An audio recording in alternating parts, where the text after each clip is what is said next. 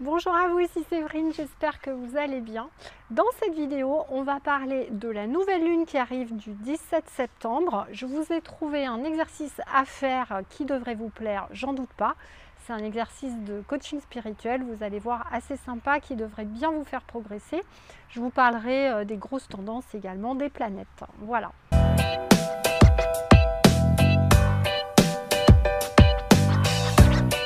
Bonjour à vous, ici Séverine, j'espère que vous allez bien. Donc, j'avais envie de vous parler dès maintenant de la nouvelle lune du 17 septembre qui aura lieu donc à 13 h, heure de Paris. Alors, c'est une nouvelle lune un peu particulière. Je vous fais la vidéo maintenant pour que vous ayez le temps de préparer l'exercice aussi que je vous propose. On a Mars donc qui a rétrogradé et qui est en bélier là depuis le 10 septembre. Donc, vous le savez peut-être ou pas, je vous le rappelle, Mars c'est la réactivité, le dynamisme physique, la combativité, l'action. Donc on a quand même une petite rétrogradation et ça veut dire quoi? Ça nous invite quand même à bien analyser les choses, à analyser ce qui se passe.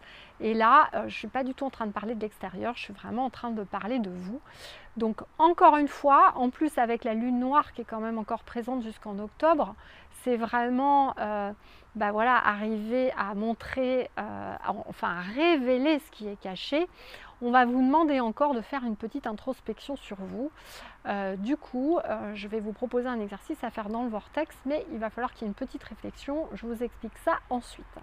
Pour finir donc sur l'impact des planètes, donc je vous disais qu'il y avait Mars qui est rétrogradé. On a Mercure qui va être en balance et donc on a quand même 3 planètes là. Il va y avoir Mars aussi qui va entrer en Lion. On a 3 planètes qui vont être là vraiment pour qu'on travaille qui on est vraiment, notre personnalité, et ça va passer par notre volonté de.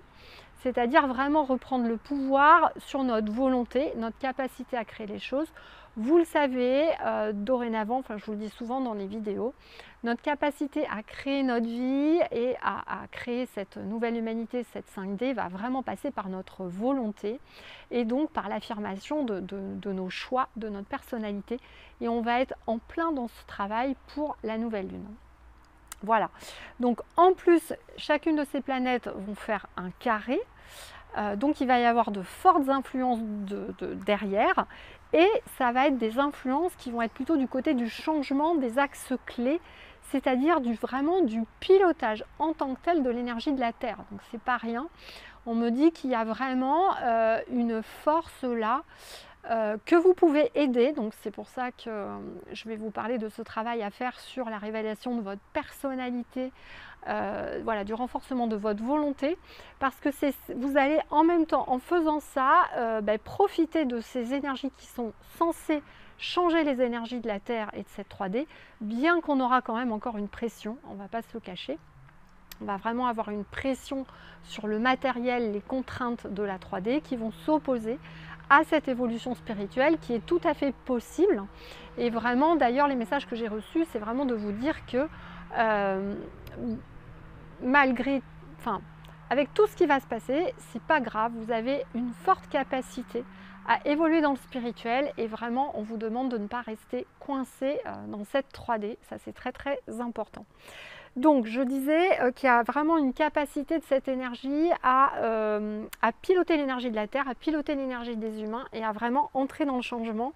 C'est vraiment important du coup de faire ce travail que je vais vous proposer, qui m'a été soufflé d'ailleurs pendant une séance de coaching avec une cliente, donc c'était très très marrant. J'étais en train de lui dire l'exercice qu'il fallait qu'elle fasse dans le coaching et du coup l'exercice que je devais vous donner m'est venu en même temps, donc c'est assez marrant.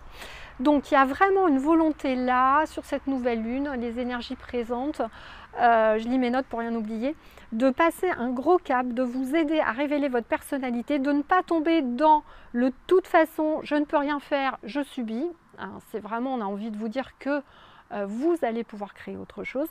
Jupiter va chercher donc des choses en vous vraiment plus profondes, va vous pousser à avoir vos propres idées, à faire vos choix, à peut-être d'ailleurs affirmer un peu plus votre personnalité, vos choix dans les discussions avec les autres, sans aller convaincre les gens, ou voilà, passer dans des choses qu'ils ne pourraient pas comprendre, mais en tout cas à rester vous-même. Ça c'est très très important, c'est ce qui ressort vraiment dans toute toutes les connexions que j'ai eues pour cette nouvelle lune.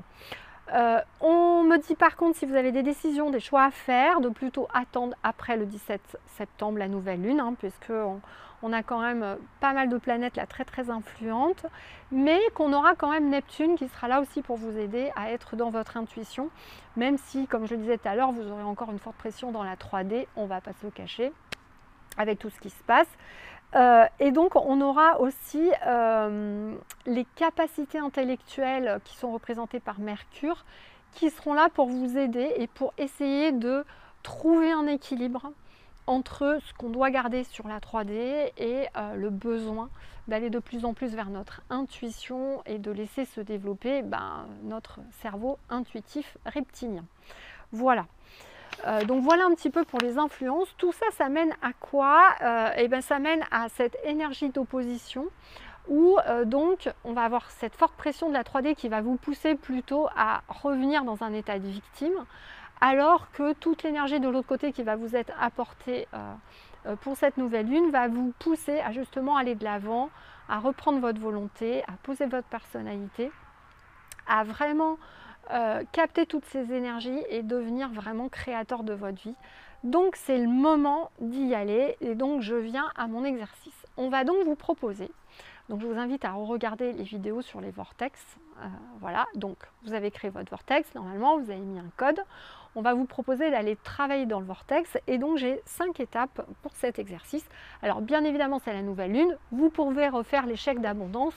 Regardez quelques vidéos que j'avais fait précédemment sur les nouvelles lunes, vous retrouverez toutes les idées pour faire votre chèque d'abondance, comment le faire, combien de temps le laisser à la nouvelle lune, etc. Donc ça, vous pouvez le faire comme d'habitude. Mais là, j'avais envie de vous donner un exercice différent qui va mêler du coaching et de la spiritualité. Donc en 1, on vous demande donc d'ouvrir de votre vortex, d'aller dedans. Essayez de faire une petite médite avant ou un nettoyage énergétique, toujours avec une de mes méditations. Vous tapez méditation Séverine Cabri, vous en choisissez une pour être vraiment bien connecté. Donc ensuite, vous vous mettez dans votre vortex et vous allez pouvoir préparer les questions là dont je vais vous parler. Parce que cet exercice, vous pourrez le faire à partir de 3 jours avant la nouvelle lune et puis 3 jours après. C'est là où ce sera le plus puissant. Ensuite, il faudra attendre, vous pourrez le refaire à la nouvelle pleine lune. Voilà, aussi. Mais bon, là, c'est vraiment ce qu'on me dit de faire là pour la nouvelle lune. Donc, la première question quand vous serez dans votre vortex, c'est de vous connecter et de vous poser la question suivante. Il faudra prendre un cahier, stylo. Quels sont les choix que je dois faire ou les décisions que je dois prendre là, pour les prochains mois? Donc, vous allez lister les choix, les décisions. Et vous allez regarder celles pour lesquelles vous avez du mal à vous positionner, à faire un choix, etc. D'accord? Ça, c'est le premier travail, l'étape 1. L'étape 2, c'est vous allez vous dire, je vais vous replonger dans votre enfance, dans votre vie, on va dire 0-20 ans. Voilà, je vais le dire comme ça. Quelles sont les émotions, les événements de votre vie, de votre naissance à vos 20 ans à peu près, donc plutôt dans votre enfance et votre adolescence, auxquels je pense souvent, qui m'ont encore marqué, qui me choquent encore, ou auxquels je pense immédiatement quand je pense à mon enfance ou mon adolescence. Vous les listez également, d'accord? Ça, c'est l'étape 2. L'étape 3, vous allez essayer de relier ce que vous avez mis en émotion qui vous choque encore de votre enfance et les décisions que vous n'arrivez pas à prendre. Alors vous allez me dire, Séverine, ça n'a rien à voir. Vous allez essayer de trouver des points communs. Exemple, point commun entre l'émotion que je ressens quand je dois prendre une décision sur ce sujet et l'émotion que j'ai ressentie dans un de ces événements que j'ai notés. Ça peut être le type de personne. J'arrive pas à prendre une décision sur ce sujet. En face de moi, j'ai telle et telle personne et finalement, cette personne, elle a peut-être une caractéristique commune dans son caractère avec l'événement que j'ai noté dans mon enfance, etc. Ça va être un petit jeu de recherche et d'introspection sur vous pour aller chercher les points communs. Ça sera évident ou pas évident. Il va peut-être falloir recommencer 1 fois, 2 fois, 3 fois, mais essayez d'aller chercher les points communs. Donc ça, c'est l'étape 3. L'étape 4, vous allez prendre ces événements du passé dans votre vortex. Vous allez demander à votre famille d'âme de venir vous aider, à votre guide de venir vous aider, de vous donner à cette énergie, de vraiment vous connecter à l'énergie de la source. Et quand vous aurez l'impression d'être bien connecté, de bien vous sentir, vous allez refaire le film du passé, c'est-à-dire vous allez réécrire votre passé, vous allez aller changer l'émotion que vous avez gardée dans votre mental de ce passé, et ce qui s'était mal passé, ce qui vous a choqué, etc. Vous allez réécrire votre histoire comme si vous étiez le scénariste d'un film, et vous allez refaire ce bout de film, voilà, 2 ou 3 fois, vous allez le noter, et vous allez dire, ensuite, vous allez vraiment le relire ou y repenser en vous disant maintenant je décide de changer mon passé, je mets ça à la place. Une fois que vous avez mis ça à la place, ça c'est l'étape 4. Dans l'étape 5, vous reviendrez sur les choix ou les décisions sur lesquelles vous hésitiez, voilà, vous n'aviez pas trop quelle décision prendre, et normalement ça devrait être un peu plus clair. Alors je vous invite, pour peut-être revenir les décisions, à y revenir le lendemain. C'est-à-dire une fois que vous avez bien digéré le fait d'avoir refait le film de votre passé.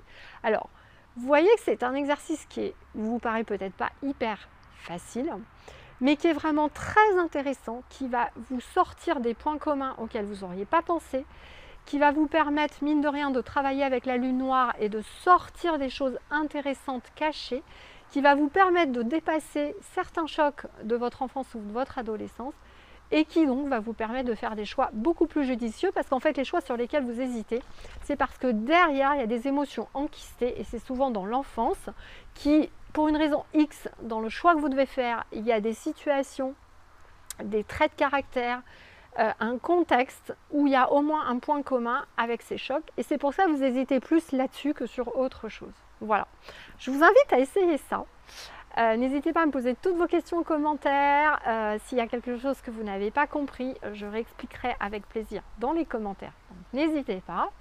Je voulais vous dire également, donc essayez de partager les vidéos, de mettre des pouces, etc. Pour être sûr que YouTube continue à publier toutes ces vidéos. Voilà. Je voulais vous dire également que je vais changer les jours de diffusion. Je pense qu'on va passer au mardi et au vendredi à 13 h. J'ai pris des grandes résolutions pour essayer de ne plus travailler le week-end, parce que je travaille beaucoup les week-ends. Donc c'est ma nouvelle résolution. Donc j'espère que vous continuerez de me suivre. Donc ce sera a priori le mardi et le vendredi à 13 h. Donc ce sera à partir de la semaine prochaine. On va rester encore comme ça cette semaine. Voilà. N'hésitez pas encore une fois à me poser toutes vos questions. Je vous remercie beaucoup, je vous fais des gros bisous et des gros câlins.